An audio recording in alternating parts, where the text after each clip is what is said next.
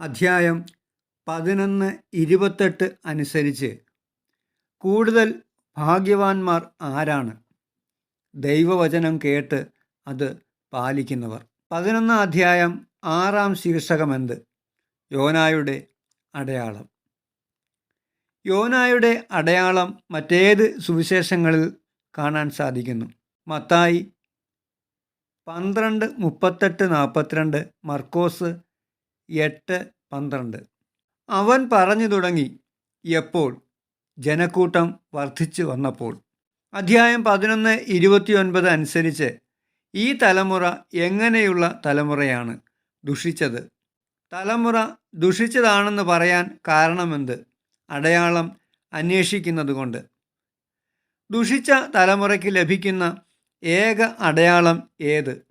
യോനായുടെ അടയാളം. നിനവേക്കാർക്ക് ആരായിരുന്നു അടയാളം? യോന. ഈ തലമുറയ്ക്ക് ആര് അടയാളമായിരിക്കും? മനുഷ്യപുത്രൻ. ഈ തലമുറയിലെ ജനങ്ങളോടൊപ്പം ഉയർപ്പിക്കപ്പെടുകയും ഇതിനെ കുറ്റം വിധിക്കുകയും ചെയ്യുന്നതാര്? ദക്ഷിണദേശത്തെ രാജ്ഞി. ദക്ഷിണദേശത്തെ രാജ്ഞി വിധി ദിനത്തിൽ ഈ തലമുറയിലെ ജനങ്ങളോടൊപ്പം ഉയർപ്പിക്കപ്പെടുകയും ഇതിനെ കുറ്റം വിധിക്കുകയും ചെയ്യും. എന്തുകൊണ്ട്? എന്തെന്നാൽ സോളമൻ്റെ വിജ്ഞാനം ശ്രവിക്കാൻ അവൾ ഭൂമിയുടെ അതിർത്തിയിൽ നിന്ന് വന്നു. ദക്ഷിണദേശത്തെ രാജ്ഞി ആരുടെ വിജ്ഞാനം ശ്രവിക്കാനാണ് വന്നത്? എവിടെ നിന്നാണ് വന്നത്? സോളമൻ്റെ, ഭൂമിയുടെ അതിർത്തിയിൽ നിന്ന്. എന്നാൽ ഇതാ ഇവിടെ ഡാഷ് വലിയവൻ. അധ്യായം 11:31 അനുസരിച്ച് പൂരിപ്പിക്കുക. സോളമനേക്കാൾ. വിധി ദിനത്തിൽ ഈ തലമുറയോടുകൂടെ ഉയർത്തെഴുന്നേൽക്കുന്ന ഇതിനെ കുറ്റം വിധിക്കുകയും ചെയ്യുന്നതാര്? നിനവേ നിവാസികൾ. നിനവേ നിവാസികൾ വിധി ദിനത്തിൽ ഈ തലമുറയോടുകൂടെ ഉയർത്തെഴുന്നേൽക്കുകയും ഇതിനെ കുറ്റം വിധിക്കുകയും ചെയ്യാൻ കാരണമെന്ത്?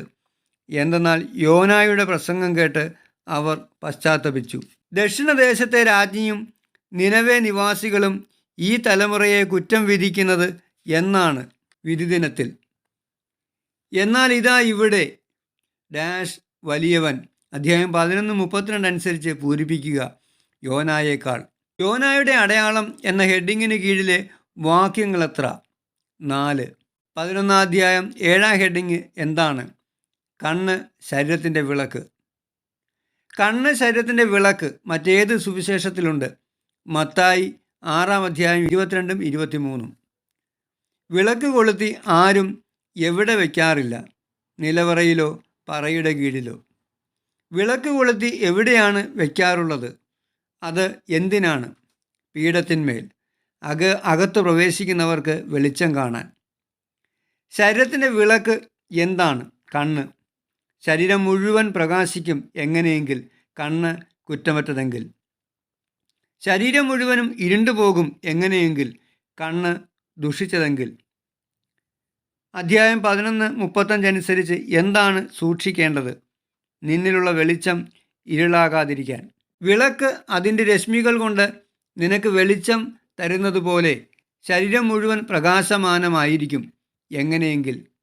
ഇരുളടഞ്ഞ ഒരു ഭാഗവുമില്ലാതെ ശരീരം മുഴുവൻ പ്രകാശം നിറഞ്ഞതാണെങ്കിൽ. ഇരുളടഞ്ഞ ഒരു ഭാഗവുമില്ലാതെ ശരീരം മുഴുവൻ പ്രകാശം നിറഞ്ഞതാണെങ്കിൽ ശരീരം മുഴുവൻ പ്രകാശമാനമായിരിക്കും എങ്ങനെ? വിളക്ക് അതിൻ്റെ രശ്മികൾ കൊണ്ട് നിനക്ക് വെളിച്ചം തരുന്നത് പോലെ. കണ്ണ് ശരീരത്തിൻ്റെ വിളക്ക് എന്ന ഹെഡിങ്ങിന് കീഴിൽ എത്ര വാക്യങ്ങളുണ്ട്? 4. 11 അധ്യായത്തിലെ ഒടുവിലത്തെ ശീർഷകമെന്ത്? ഫരിസേയരുടെയും നിയമജ്ഞരുടെയും കപടനാട്യം. ഈ പ്രമേയം മറ്റേതെല്ലാം ബൈബിൾ ഭാഗങ്ങളിലുണ്ട്? മത്തായി അധ്യായം 23:1-36 വരെ, മർക്കോസ് 12 അധ്യായം 38-40, ലൂക്ക അധ്യായം 20:45-47. അവൻ സംസാരിച്ചു കൊണ്ടിരിക്കുമ്പോൾ തൻ്റെ കൂടെ ഭക്ഷണം കഴിക്കുന്നതിന് അവനെ ക്ഷണിച്ചത് ആരാണ്? ഒരു ഫരിസേയൻ.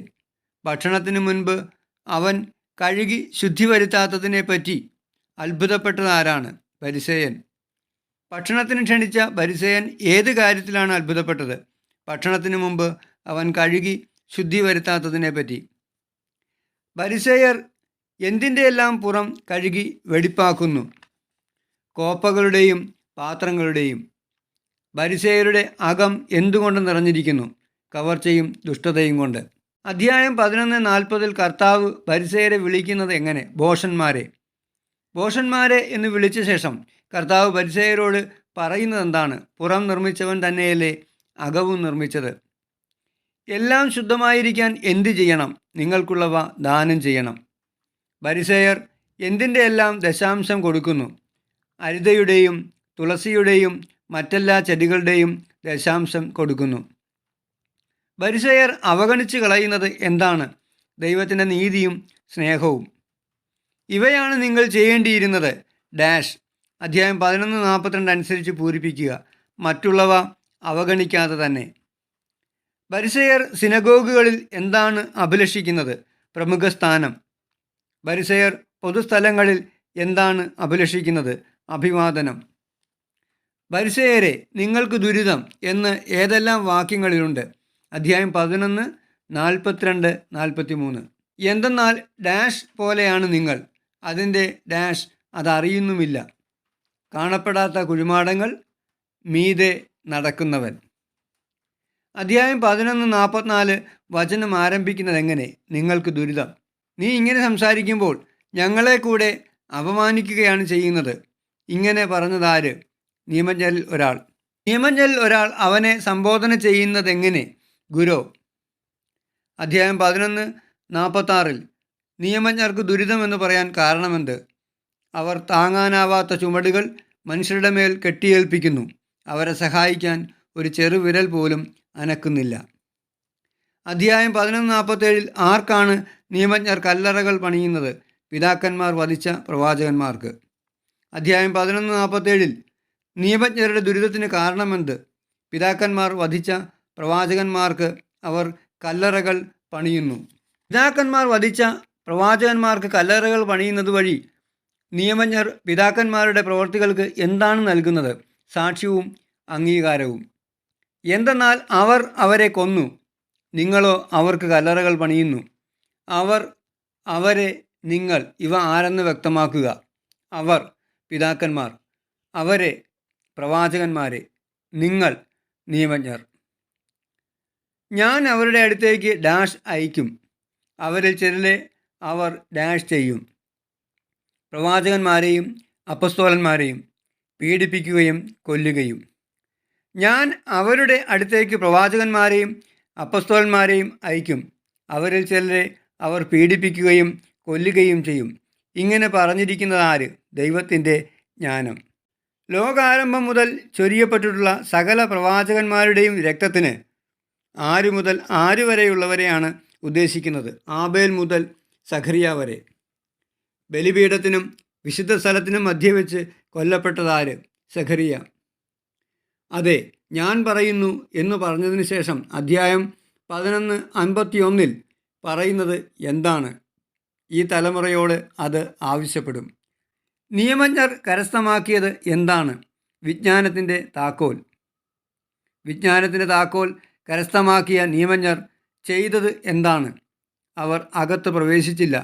പ്രവേശിക്കാൻ വന്നവരെ തടസ്സപ്പെടുത്തുകയും ചെയ്തു. നിയമജ്ഞരെ, നിങ്ങൾക്ക് ദുരിതം ഏതെല്ലാം വാക്യങ്ങളിൽ കാണുന്നു? 11-ാം അധ്യായം 46-52. അവൻ അവിടെ നിന്ന് പോകവേ കോപാകുലരായതാര്? നിയമജ്ഞരും ഫരിസേയരും. കോപാകുലരായ നിയമജ്ഞരും ഫരിസേയരും അധ്യായം 11:52 ചെയ്തതെന്താണ്? പല കാര്യങ്ങളെപ്പറ്റി സംസാരിക്കാൻ അവനെ പ്രേരിപ്പിച്ചു. അധ്യായം 11:54 നിയമജ്ഞരും ഫരിസേയരും എന്തിനു വേണ്ടിയാണ് തക്ക നോക്കിയത്? അവൻ പറയുന്നതിൽ എന്തെങ്കിലും തെറ്റ് കണ്ടുപിടിക്കാൻ.